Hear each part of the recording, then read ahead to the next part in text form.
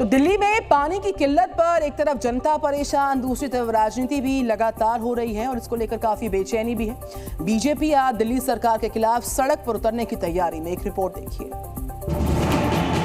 दिल्ली में पानी की परेशानी कितनी बड़ी है ये वही जानता है जिसे टैंकर आने के बाद बाल्टी और डब्बे लेकर उस टैंकर के पीछे भागना पड़ता है। हालात ये है कि वजीराबाद पौंड में पानी लगभग खत्म हो चुका है और इस बात से परेशान दिल्ली सरकार ने केंद्र से मदद मांगी है। दिल्ली के विधायकों ने केंद्रीय जल शक्ति मंत्री को पत्र लिखकर रविवार को मिलने का वक्त मांगा है। माना जा रहा है कि आने वाले 1-2 दिन में पानी के लिए त्राहिमाम हो सकता है, लेकिन दूसरी तरफ इस पर सियासी पारा भी हाई है। शनिवार को बीजेपी ने अलग अलग इलाकों में दिल्ली सरकार के खिलाफ मोर्चा निकाला। दिल्ली की जनता पानी के लिए त्रस्त है। आतिशी जी, आप कालका जी की विधायक हैं। पिछले 4.5 साल से आज भी गोविंदपुरी में टैंकर क्यों आता है, ये मैं आपसे जानना चाहती हूँ।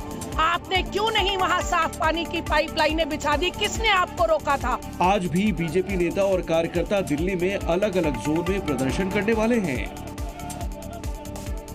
कर्नाटक में सिद्धरामैया सरकार ने ईंधन पर लगने वाले सेल्स टैक्स को बढ़ाकर लोगों को महंगाई का बड़ा तोहफा दे दिया है। बड़ा तोहफा उनको दिया है और सरकार ने इस गिफ्ट से जनता में नाराजगी का माहौल देखा जा रहा है। पूरा मामला क्या है दिखाते हैं आपको अगली रिपोर्ट में। कर्नाटक में सरकारी स्कीम का बोझ अब लोगों की जेब पर पड़ने लगा है और शुरुआत तेल के दामों के साथ हुई। कर्नाटक की सिद्धरामैया सरकार ने ईंधन पर सेल्स टैक्स बढ़ा दिया है। पेट्रोल पर सेल्स टैक्स 25.92% से बढ़ाकर 29.84% कर दिया गया है। वहीं डीजल पर सेल्स टैक्स 14.34% से 18.44% कर दिया गया है। टैक्स बढ़ने के बाद कर्नाटक में पेट्रोल 3 रुपए और डीजल 3.5 रुपए प्रति लीटर महंगा हो गया। बेंगलुरु में पेट्रोल के प्रति लीटर दाम 99 रुपए 84 पैसे से बढ़कर 102 रुपए 84 पैसे हो गए हैं। इसी तरह डीजल की नई कीमत प्रति लीटर 85 रुपए 93 पैसे से बढ़कर 88 रुपए 95 पैसे हो गए हैं। तेल के दाम बढ़ते ही लोगों के चेहरे पर महंगाई का असर दिखने लगा है।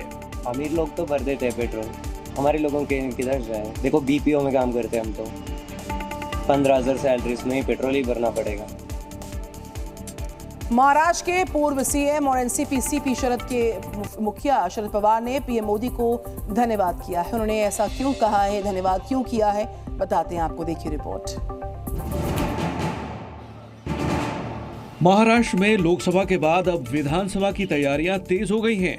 इस तैयारी में मतदाताओं को लुभाने के साथ ही विरोधियों के तंज के तीर भी चलाए जा रहे हैं। शनिवार को एनसीपी एसपी के मुखिया शरद पवार ने उद्धव ठाकरे के साथ एक प्रेस वार्ता की और इस दौरान उन्होंने पीएम मोदी को धन्यवाद कहा। उनका धन्यवाद दरअसल एक कटाक्ष था।